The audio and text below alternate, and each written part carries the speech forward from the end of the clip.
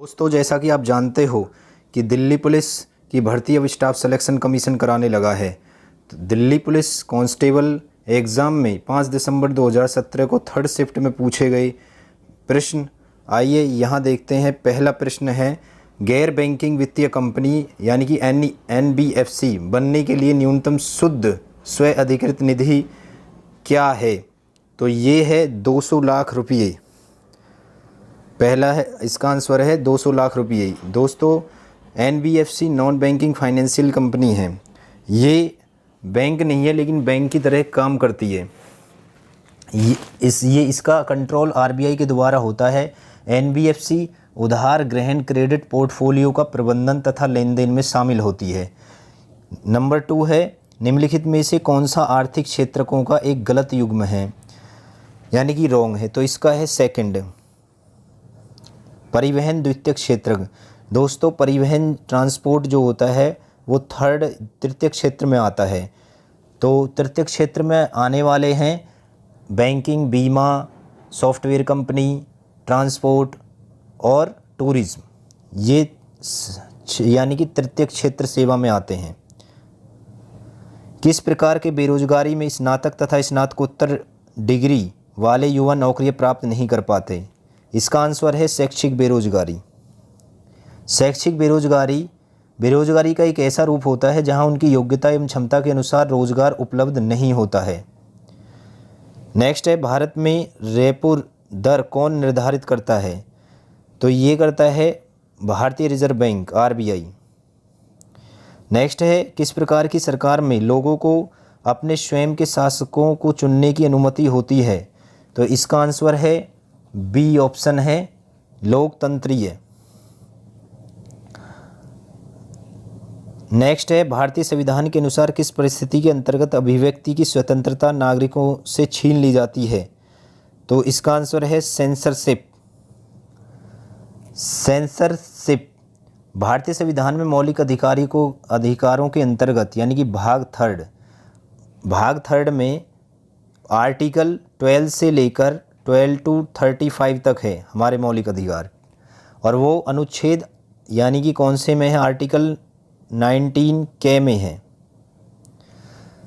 के द्वारा किसी भी भारतीय नागरिकों को वाक एवं अभिव्यक्ति की स्वतंत्रता प्रदान की गई है। जब सरकार द्वारा सेंसरशिप लगाया जाता है तो अभिव्यक्ति की स्वतंत्रता प्रतिबंधित हो जाती है। नेक्स्ट है, इनमें से कौन संसद का एक हिस्सा है लेकिन दोनों सदनों में से किसी का सदस्य नहीं है? तो इसमें है भारत का राष्ट्रपति। संसद क्या करती है यानी कि भारत की सर्वोच्च कानून बनाने वाली संस्थान है। संसद किससे मिलकर बनती है? लोकसभा, राज्यसभा और राष्ट्रपति से। राष्ट्रपति संसद के किसी भी सदन का सदस्य नहीं होता है लेकिन इसका मध्यपूर्ण अंग होता है। राष्ट्रपति भारत की कार्यपालिका प्रमुख एवं संवैधानिक प्रमुख होता है। नेक्स्ट है, भारतीय संविधान का कौन सा अनुच्छेद संसद को संविधान का संशोधन करने की शक्ति देता है? तो इसका आंसर है आर्टिकल 368। ये भाग 20 में आता है, भाग 20 में। ठीक है दोस्तों, भारत के संविधान में संशोधन का प्रावधान कि कहाँ से लिया गया है? दक्षिण अफ्रीका से। चंद्रगुप्त मौर्य के दरबार में पश्चिम एशिया के यूनानी राजा सेल्यूकस निकेटर द्वारा भेजा गया राजदूत कौन था? मेगास्थनीज। इसका आंसर है मेगास्थनीज। मेगास्थनीज ने एक ग्रंथ भी लिखा था इंडिका, जिसमें पाटलिपुत्र के नगर प्रशासन का विवरण मिलता है। और चीनी यात्री ह्वेनसांग हर्षवर्धन के काल में आया था। और फाहियान जो था वो चंद्रगुप्त द्वितीय यानी कि विक्रमादित्य के दरबार में आया था। और अल-बरूनी मोहम्मद गजनवी के शासनकाल में भारत आया था। किस सेवानिवृत्त ब्रिटिश अफसर ने भारतीय राष्ट्रीय कांग्रेस की स्थापना में अहम भूमिका निभाई थी? तो इसका आंसर है A.O. ह्यूम। A.O. ह्यूम ने भारतीय राष्ट्रीय कांग्रेस की स्थापना की थी। नेक्स्ट है, भारतीय राष्ट्रीय कांग्रेस के गठन के समय भारत के वायसराय कौन थे? लॉर्ड डफरिन थे। नेक्स्ट है, किस वर्ष में महात्मा गांधी दक्षिण अफ्रीका से भारत लौट आए? इसका आंसर है 1915। और इनके ही यानी कि भारत में प्रत्येक वर्ष प्रवासी भारतीय दिवस जो है 9 जनवरी को महात्मा गांधी के दक्षिण अफ्रीका से भारत आने की खुशी में मनाया जाता है। धम्म की शिक्षा देने के लिए अशोक ने किन पदाधिकारियों की नियुक्ति की थी? तो इसका आंसर है धम्म महापात्र। जैन तथा बौद्ध धर्म के समय कितने आश्रमों को मान्यता प्राप्त हुई थी? इसका आंसर है 4। भारत की मुख्य भूमि 8 डिग्री 4 मिनट नॉर्थ तथा फिर इसका दे रखा है कि 37 डिग्री, इसका आंसर जो होगा 37 डिग्री 6 मिनट का होगा। इसमें जो आएगा इसका ऑप्शन नहीं दे रखा, 37 डिग्री 6 मिनट। ठीक है, अक्षांशों के बीच फैली हुई है। भारत की जो मुख्य भूमि है वो 8 डिग्री 4 मिनट नॉर्थ तथा 37 डिग्री 6 मिनट नॉर्थ यानी कि उत्तरी अक्षांशों के बीच फैली हुई है। नेक्स्ट है, उत्तर पश्चिम में भारत किन 2 देशों के साथ थल सीमा साझा करता है? तो इसका आंसर है पाकिस्तान तथा अफगानिस्तान। भारत और पाकिस्तान के बीच रेड क्लिफ लाइन है तथा भारत और अफगानिस्तान के बीच डूरन लाइन स्थित है। नेक्स्ट है, थाल, भोर तथा पाल घाटियाँ किसमें दर्रे हैं? किसकी दर्रे हैं? यानी कि ये कहाँ है? ये है, इसका आंसर है पश्चिमी घाटियाँ का। देखिए, पाल घाट, भोर घाट तथा काल घाट पश्चिमी घाट में अवस्थित हैं। ठीक है, और ये जो है महाराष्ट्र में कौन कौन से? काल घाट और भोर घाट तथा पाल घाट जो है वो केरल में अवस्थित है। नेक्स्ट है, निम्नलिखित में से कौन सा हिमालय की नदियों के बारे में सत्य नहीं है? देखिए, इसमें है इसका आंसर है वे केवल वर्षा में से पानी प्राप्त करती हैं। देखिए, हिमालय एक पर्वत है जो बर्फ़ से ढका हुआ रहता है। हिमालय से निकलने वाली नदी सदा नीरा यानी कि वर्ष भर जो है पानी रहता है, प्रकृति की होती हैं। हिमालयी नदियाँ वर्षा तथा पिघले बर्फ़ से पानी प्राप्त करती हैं। हिमालयी नदियाँ अधिकतम 12 मासी होती हैं। गंगा, झेलम, चिनाब, यमुना, ब्रह्मपुत्र हिमालयी नदियाँ हैं। ठीक है, तो इसका जो आंसर है वो यानी कि वे केवल वर्षा से ही यानी कि वर्षा से ही पानी प्राप्त नहीं करती हैं, यानी कि वो पूरे वर्ष पानी रहता है उनमें। वे वर्षा तथा पिघलते बर्फ़ से पानी प्राप्त करती हैं, उनमें से ज़्यादातर 12 मासी होती हैं। नेक्स्ट है, तमिलनाडु के तट में यानी कि अपनी कुल वर्षा का एक बड़ा हिस्सा प्राप्त करते हैं। तो इसमें है सी ऑप्शन, अक्टूबर से नवंबर तक। नेक्स्ट है, निम्नलिखित में से कौन सा भारत में सबसे महत्वपूर्ण अवरक युक्त पेंगमाटाइट संपन्न राज्यों में से एक नहीं है? तो इसका आंसर है जम्मू एंड कश्मीर। दोस्तों, झारखंड, बिहार एवं आंध्र प्रदेश अभ्रक युक्त पेगमाटाइट संपन्न राज्यों में है। नेक्स्ट है, मापन का अर्थ किसी अज्ञात मात्रा की तुलना कुछ निश्चित ज्ञात मात्रा के साथ होता है, जिसे इकाई कहा जाता है। क्या कहा जाता है? इकाई कहा जाता है। सूरज की तरह स्वयं से प्रकाश का उत्सर्जन करने वाली वस्तुएं क्या कहलाती हैं? तो इसका आंसर है प्रकाशमान वस्तुएं। दोस्तों, सूरज एक तारा है जो ब्रह्मांड में प्रकाश उत्सर्जन का सबसे बड़ा स्रोत है। सूरज की तरह स्वयं से प्रकाश का उत्सर्जन करने वाली वस्तुएं प्रकाशमान वस्तुएं कहलाती हैं। सूर्य के ऊर्जा का स्रोत नाभिकीय संलयन अभिक्रिया है, जिसमें मुख्य रूप से हाइड्रोजन एवं हीलियम होता है। नेक्स्ट है, विद्युत सेल की धातु की टोपी आमतौर पर विद्युत सेल का पॉजिटिव टर्मिनल है। निम्नलिखित में से कौन सा रोग विषाणु यानी कि वायरस के कारण नहीं होता? तो इसका आंसर है आंत्रज्वर टाइफाइड। ठीक है, ये जो है ये बैक्टीरिया यानी कि जीवाणु के कारण होता है, जबकि पोलियो चेचक यानी कि स्मॉल पॉक्स एवं इन्फ्लुएंजा ये वायरस के कारण होते हैं। ये तीनों जो हैं ये तो वायरस के कारण होते हैं, ठीक है, और ये बैक्टीरिया के कारण होता है, बैक्टीरिया। ठीक है दोस्तों, नेक्स्ट है एक इमारत में ईंटें जीवों में किसके समान हैं? तो इसमें आंसर होगा कोशिकाओं। देखिए, इमारत जो बनती है वो ईंटों से बनती है, ऐसे ही हमारा जो शरीर है इसकी जो रचनात्मक एवं क्रियात्मक इकाई है वो है सेल यानी कि कोशिका। नेक्स्ट है पदार्थ जो आमतौर पर स्वाद में कड़वे होते हैं तथा छूने पर साबुन में प्रतीत होते हैं वो क्या कहलाते हैं? क्षारक। नेक्स्ट है कुछ समय के लिए खुले में छोड़े गए लोहे के एक टुकड़े पर भूरे रंग की झिल्ली के रूप में अर्जित पदार्थ क्या है? ये है जंग। सेलुलोज किसका एक बहुलक है? सेलुलोज जो है वो किसका बहुलक है? इसका आंसर है सी यानी कि ग्लूकोज। इसका आंसर हाँ, एक कार्बनिक यौगिक है सेलुलोज, जो कि यह ग्लूकोज का एक बहुलक होता है। इसमें एक प्रकार के लगातार अणुओं के जुड़ने से पॉलीमर का निर्माण होता है। पौधे की कोशिका सेलुलोज की बनी होती है। फ्रैक्टोज एक मोनोऑक्साइड होता है जो प्रकृति में पाया जाता है। गन्ना, मक्का, शुगर बीट्स फ्रैक्टोज के उदाहरण हैं। धुएं तथा कोहरे से बनी वातावरण में मोटी कोहरे की तरह परत क्या कहलाती है? तो इसका आंसर है धुंध, स्मॉग।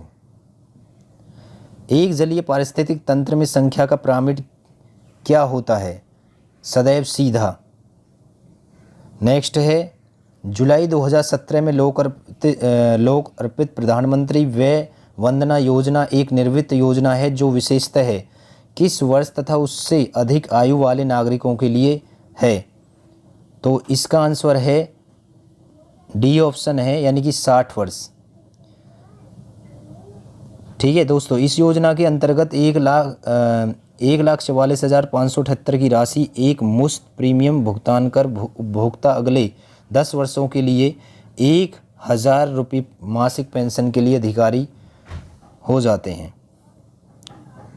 नेक्स्ट है स्वयं सहायता समूह जुलाई 2017 में लोक अर्पित आजीविका ग्रामीण एक्सप्रेस योजना नामक उप योजना के अंतर्गत पिछड़े क्षेत्रों में सेवा का संचालन करेंगे। तो इसका आंसर है सड़क परिवहन। किस देश ने 5 नवंबर 2017 को अंतरिक्ष में सफलतापूर्वक 2 BE-3 उपग्रहों का प्रक्षेपण किया है? तो इसका आंसर है चीन। नेक्स्ट है चीन ने 27 अक्टूबर 2017 को हाइड्रोजन ईंधन सेलों द्वारा संचालित दुनिया की पहली हाइब्रिड इलेक्ट्रिक लोकार्पण किया है। किसका लोकार्पण किया है? तो इसका आंसर है दोस्तों ट्रॉम। ठीक है, नेक्स्ट है किदाम्बी श्रीकांत ने किसे हराकर पुरुष एकल वर्ग में 2017 का French open super series badminton का खिताब जीता था? तो इसका आंसर है जापान के केंता निशिमोटो, सी ऑप्शन है। बीसीसीआई ने वर्ष 2017 में किस खिलाड़ी को खेल में अपने योगदान के लिए पद्म भूषण पुरस्कार के लिए मनोनीत किया है? तो इसका आंसर है MS धोनी। देखिए दोस्तों, ये 2017 की करंट अफेयर थी। अब जो करंट अफेयर है उसकी वो अलग होगी, तो इसको ध्यान में रखना। अगस्त 2017 में विश्व बैंक ने भारत को किशनगंगा तथा रेटल जल विद्युत परियोजना को बनाने की स्वीकृति दी, जिसका विरोध किसके द्वारा किया गया है? तो इसका जो विरोध किया गया है वो है पाकिस्तान। नेक्स्ट है बिम्स्टेक की 15वीं मंत्री स्तरीय बैठक 10 से 11 2017 को भारत के किस पड़ोसी देश में हुई थी? तो इसका आंसर है नेपाल, काठमांडू। ठीक है दोस्तों। नेक्स्ट है UNESCO Asia Pacific award of merit 2017 का पुरस्कार किस मंदिर ने जीता है? तो ये है श्री रंगनाथ स्वामी। ठीक है, ये जो है विष्णु देवता का मंदिर है। नेक्स्ट है कृष्णा सोबती को 2017 में किस प्रतिष्ठित पुरस्कार के लिए चुना गया है? तो इसका आंसर है ज्ञानपीठ पुरस्कार। नेक्स्ट है 25 सितंबर 2017 को गठित भारत के प्रधानमंत्री के आर्थिक सलाहकार परिषद में कितने सदस्य हैं? तो इसमें है 5। 8 नवंबर 2017 को भारतीय केंद्रीय वित्त मंत्रालय के अंतर्गत केंद्रीय उत्पाद शुल्क तथा सीमा शुल्क बोर्ड ने गेहूं पर आयात शुल्क को 2 गुना कर कितना कर दिया है? बताइए। तो इसका आंसर है 0.2। ये 2017 के आंकड़े हैं दोस्तों। नेक्स्ट है 1 नवंबर 2017 को केंद्रीय मंत्रिमंडल ने किसमें सहकारिता तथा आपसी सहयोग पर भारत तथा आर्मेनिया के बीच एक समझौते को मंजूरी दे दी है? तो इसका है सीमा शुल्क यानी कस्टम मामलों में। नेक्स्ट है संयुक्त राज्य अमेरिका तथा इजराइल ने अक्टूबर 2017 में किस अंतर्राष्ट्रीय संगठन ने उसे इजराइल विरोधी ठहराते हुए सहभागिता वापस ले ली है? तो इसमें है यूनेस्को। ठीक है, UNESCO, यूनेस्को। नेक्स्ट है एक अध्ययन के अनुसार भारत चीन को पीछे छोड़ते हुए नवंबर 2017 में दुनिया का शीर्ष उत्सर्जक बन गया है। तो इसमें आंसर है सल्फर डाइऑक्साइड। देखिए सल्फर डाइऑक्साइड भी ग्रीन हाउस गैस में ही आती है दोस्तों। नेक्स्ट है पश्चिम अंटार्कटिका के नीचे उस गहरे स्रोत का नाम क्या है जो नासा के अनुसार बर्फ़ के पिघलने के कारण बर्फ़ की चादर के नीचे झीलों तथा नदियों के निर्माण को समझता है? तो इसमें है मेंटल प्लूम।